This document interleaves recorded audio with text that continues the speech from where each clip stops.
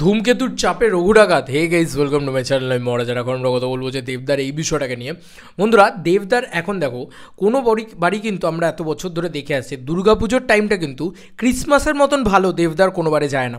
মানে ক্রিসমাসের যে এক্সট্রাঅর্ডিনারি কালেকশনটা দেবদার ক্ষেত্রে হয়, সে কিন্তু মানে এই পার্টিকুলার দুর্গাপুজোর টাইম পিরিয়ডটাতে কিন্তু সেই এক্সট্রাঅর্ডিনারি কালেকশন প্রতিবারই হয়তো হিট হচ্ছে, সুপার হিট হচ্ছে, ঠিক আছে, এগুলো হচ্ছে, বাট ওই এক্সট্রাঅর্ডিনারি কালেকশনটা এটা যায় না। তো এইবার কিন্তু সেই কারণেই দেবদার দুর্গাপুজোকে টার্গেট করে রঘু ডাকাত রিলিজ করছে, ঠিক আছে।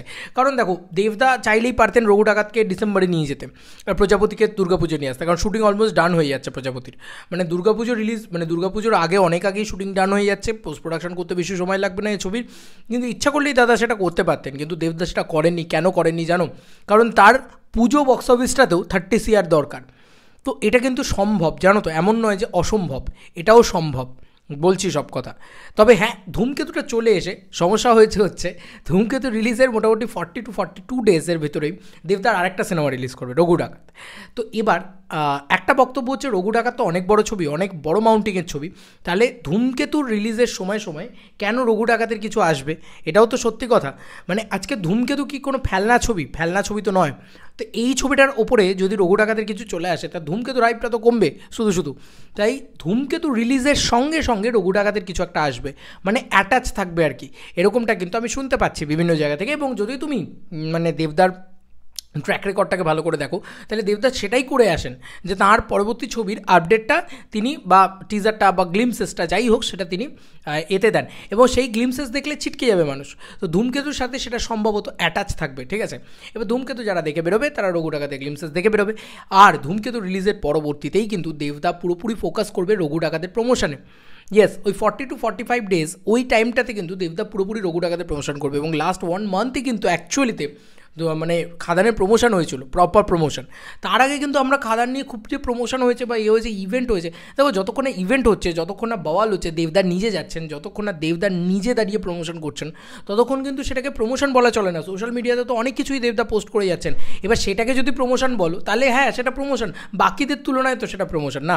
হ্যাঁ, এটা বুঝতে হবে। আসলে দেবদার ক্ষেত্রে এমনই একটা মানুষ উনি, যে উনি নিজের প্রমোশনটা কিন্তু নিজে এতটাই হাই পিচে করে যে সোশ্যাল মিডিয়াতে অলওয়েজ আলোচনা হচ্ছে। এই যে ধূমকেতু নিয়ে আলোচনা হচ্ছে, এই যে রঘু ডাকাত নিয়ে আলোচনা হচ্ছে, এই যে প্রজাপতি 2 নিয়ে আলোচনা হচ্ছে, এখনই যে ছবিটা রিলিজ করবে ডিসেম্বর মাসের 25 সেই ছবিটাকে নিয়ে এখনই আলোচনা হচ্ছে। তাহলে বুঝতেই পারছো যে এটা দেবদার পাওয়ার, যে উনি সবসময় আলোচনায় রাখতে পারেন নিজের ছবিকে, যেটা বাকিরা পারে না। তাই বাকিদের কাছে মানে এটাই একটা মারাত্মক প্রমোশন। কিন্তু আমরা যারা দেভিয়ান্স রয়েছি, আমরা জানি যে দেবদার মানে এই সোশ্যাল মিডিয়া প্রমোশনটা ঠিক আছে, মানে ইট ইজ ওকে প্রমোশন। দেবদা যখন মাঠে নামে তখন আসল প্রমোশন শুরু হয়। তো আমি তোমাদেরকে বলতে পারি, যেটা ইয়ের ক্ষেত্রে তোমার ধূমকেতুর ক্ষেত্রে একটু শর্ট টার্ম প্রমোশন হবে, সেটা রঘু ডাকাতের ক্ষেত্রে কিন্তু 1 মান্থ জুড়ে একটা লম্বা প্রমোশন হবে।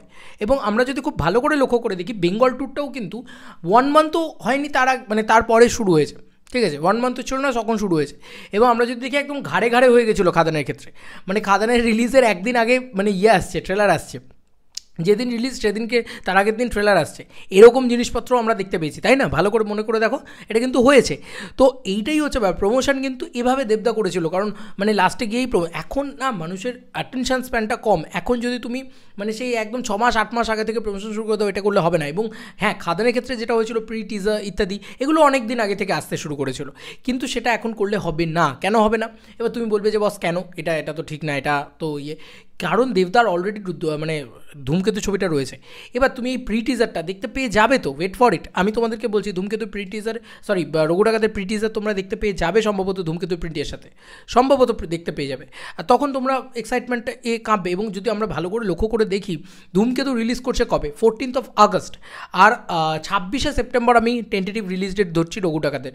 তো এই টাইম পিরিয়ডটা যদি আমরা লক্ষ্য করে দেখি, ওই 45 ডেজের মতন একটা আছে। এরকম টাইমের গ্যাপেই কিন্তু অলরেডি তোমার কি যেন বলে, খাদানের এসেছিল, মানে প্রিটিজার এসেছিল। তো ঠিকই আছে, অসুবিধা নেই কিছু, একদম পারফেক্টই চলছে। এবং রঘু ডাকাত ছবিটা কিন্তু একটা হিউমাঙ্গাস ছবি, ঠিক আছে, একটা মাস অ্যাকশন কমার্শিয়াল ছবি। তো সেই জিনিসটার পাওয়ার তোমরা বুঝতে পারবে আফটার ধূমকেতু। কারণ এখন যদি সেটার পাওয়ার বুঝতে থাকো তাহলে আর অন্য কোনো ছবির দিকে তোমাদের তাকাতে ইচ্ছা করবে না, কারণ ওই ছবিটার এমনই কোয়ালিটি আছে, এমনই জিনিসপত্র আছে, ঠিক আছে। তো এইটা হচ্ছে একটা বড় ব্যাপার, দেবদা থেকে হ্যান্ডেল করে নেবে। দেখো না, মানে ধূমকেতুও ব্লকবাস্টার বানাবে, রঘু ডাকাতকেও ব্লকবাস্টার বানাবে, কোন ছবি আসছে কোন ছবি যাচ্ছে ওর কাছে কিছু যায় আসে না, আমার এটা মনে হয়। ওই মানুষটার কাছে কিচ্ছু যায় আসে না, ওই মানুষটা জানে যে আমি আমার ছবিটাকে কতটা ভালো করে পুশ করতে পারবো, কতটাই করবো, সব দিক থেকে চেষ্টা করবে এই মানুষটা যে ওই সিনেমাটা যেন বেস্ট কোয়ালিটিতে যায়, এবং সেই কোয়ালিটিতে গেলে পাবলিক দেখবে না এটা হতেই পারে না, পাবলিক হুড়মুড়িয়ে দেখবে, ঠিক আছে। তো আমার এটা মনে হয় যে ধূমকেতুও ব্লকবাস্টার হবে, রঘু ডাকাতও ব্লকবাস্টার হবে, প্রজাপতিটিও ব্লকবাস্টার হবে। এখন দেখার বিষয় এই তিনটে ছবির ভিতরে কোন ছবিটা ইন্ডাস্ট্রি হিট হয়। ইন্ডাস্ট্রি হিট হওয়া কিন্তু অত সোজা না, ইন্ডাস্ট্রি হিট হতে গেলে কিন্তু সময় লাগবে, একটা বড় ব্যাপার লাগবে। দেখা যাক 2025 সালে কোন ছবিটা দেবদার ইন্ডাস্ট্রি হিট হয়, কারণ এই বছরটা কিন্তু প্রত্যেকটা বাংলা ছবির জন্য অলমোস্ট কম বেশি ভালো গিয়েছে। তো তোমাদের কার কি মতামত এই আলোচনাটাকে নিয়ে জানিও কমেন্ট সেকশনে। চলো বন্ধুরা, নতুন কোনো ভিডিওতে দেখা হবে, ভাই।